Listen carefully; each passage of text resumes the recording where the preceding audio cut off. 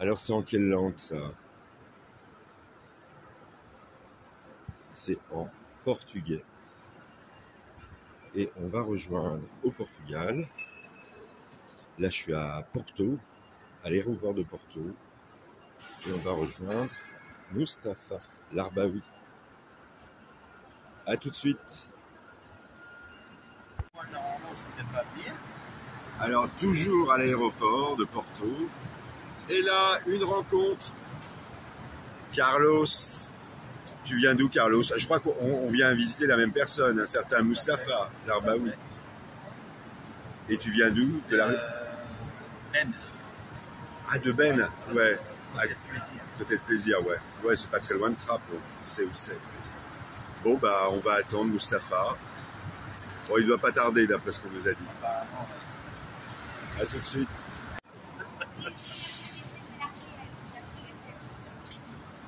Bah, le voilà. Hein. Il est là, hein. On le voit. C'est bien lui, Mustapha. Ça va, Mustapha? Ah bah, super vol, très bien. Bonjour messieurs, alors... Bonjour, ça va, Carlos?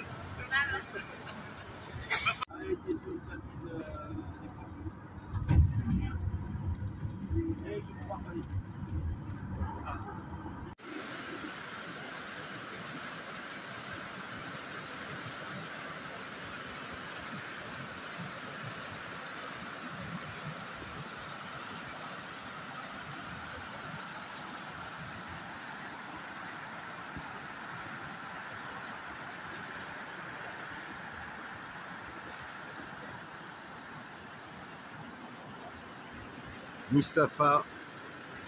Alors toi, qu'est-ce que tu préfères, les eaux calmes ou les eaux tumultueuses? Bon, ça dépend des moments. Ça dépend. Ouais, ça dépend des moments. Mais qu'est-ce qu'on fait là? On est où là, au fait?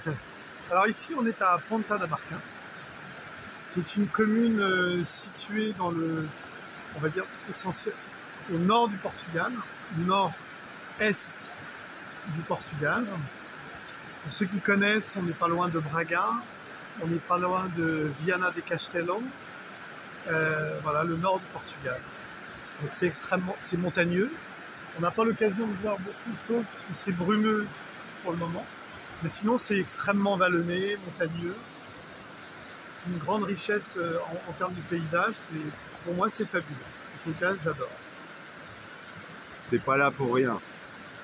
Non, le plaisir et comment dire, et l'action civique, associative, solidaire. ah oui, bien sûr, puisque je viens dans le cadre de Pharma Citoyen, puisque Oui, là, t'es pas là en touriste. on en fait toujours, puisque là, par exemple, on est au bord du fleuve, le fleuve Lima, qui se jette dans l'estuaire de Viana. On fait toujours un peu de tourisme, puisque on regarde les belles choses et les beaux paysages en particulier.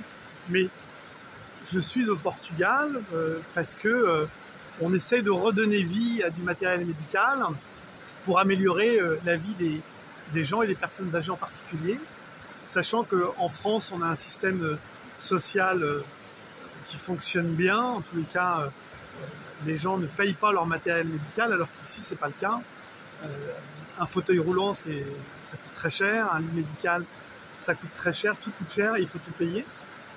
Donc moi, j'ai la chance d'avoir des contacts d'une ancienne vie où j'étais dans le médical. Donc j'ai gardé des contacts avec les entreprises qui me permettent de récupérer ce matériel plutôt que de le jeter, plutôt que de le mettre à la poubelle. Eh ben, on lui redonne une vie et on l'amène ici au Portugal et on le met dans des centres d'accueil pour personnes âgées, de petites structures extrêmement légères. Les gens travaillent vraiment dans la proximité, les gens sont bichonnés, chouchoutés par leur personnel. Voilà, donc ça c'est Pharma Citoyen. Et dans Pharma Citoyen, comme en France, il y a toujours eu la partie pharmacie, et donc c'est un peu le médical, enfin c'est beaucoup le médical, et citoyen, la notion de citoyenneté que j'ai toujours revendiquée, sur laquelle j'ai beaucoup travaillé à Trappes en particulier. Et la notion de citoyenneté, c'est pour nous évidemment la République. Et faire des dons j'ai presque envie de dire c'est naturel. On a des capacités de dons, donc on le fait. Au passage, je l'ai fait avec beaucoup d'associations quand j'étais sur Trappes. Beaucoup d'associations pour le Sénégal à l'époque, pour le Maroc, l'Algérie, on a fait le Liban, Madagascar. Donc on a beaucoup donné pendant des années sur Trappes.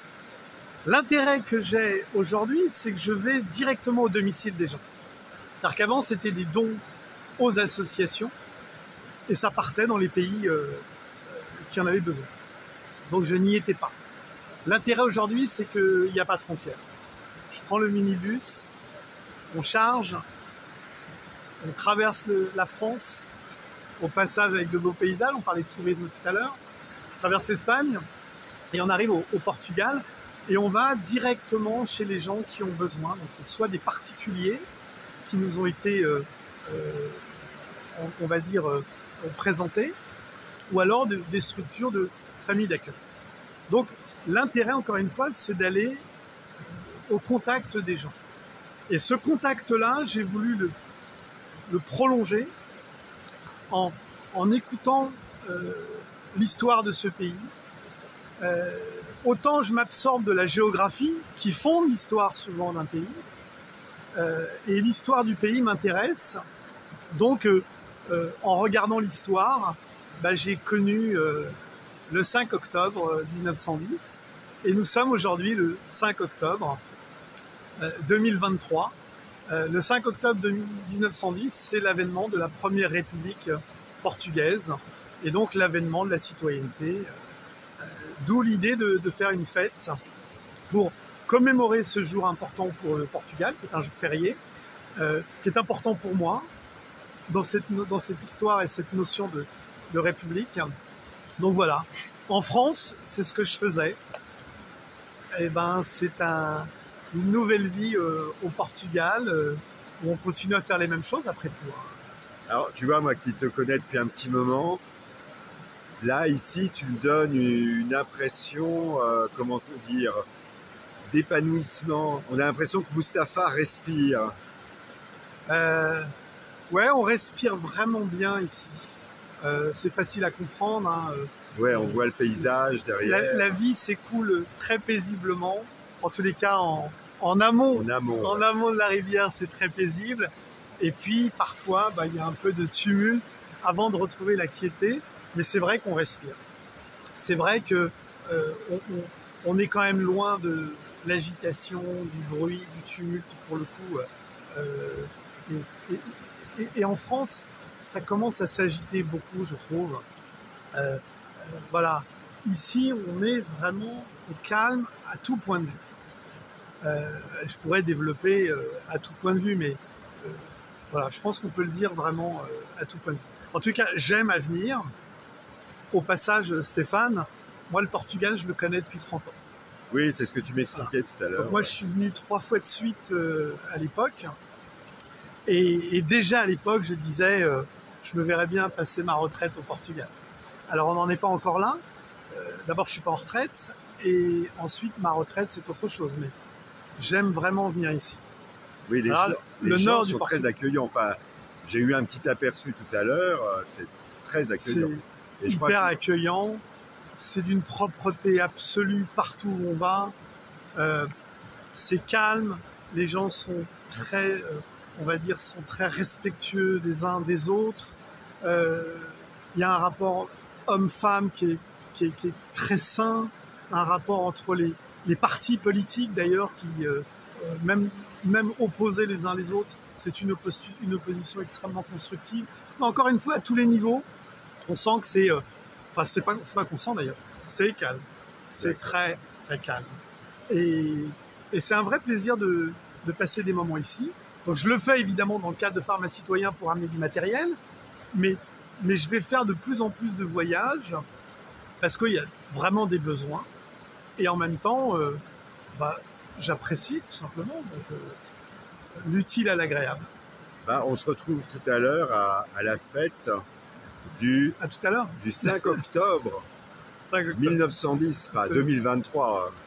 Et oui, proclamation de la République. Alors j'ai fait un petit parallèle avec la France pour l'année. C'est l'année de la promulgation du Code du travail aussi, 1910. Voilà. Bien revisité depuis. Oui, depuis 2017, bien, hélas, à mon humble avis, trop revisité. En tout cas, merci d'être venu, Stéphane. Ah bah merci de m'avoir invité. Parce c'est que quand du même... coup, j'ai quand même quelqu'un que je connais bien. Et ça me fait plaisir de te faire découvrir une partie du Portugal, évidemment, mais ce peuple, avec son histoire, sa culture, vraiment, on sent que ça vient de loin, on sent que c'est solide. C'est d'ailleurs, pour information, une frontière, probablement la frontière la plus ancienne et la plus stable d'Europe. Un pays qui n'a jamais été remodelé, qui a su se construire autour de ses frontières, et personne n'est venu les chercher ou les déstabiliser ou les menacer. Ben, on finit là-dessus, cette première partie d'entretien, et tout à l'heure on découvrira la fête. Okay, c'est à 16h. À tout à l'heure.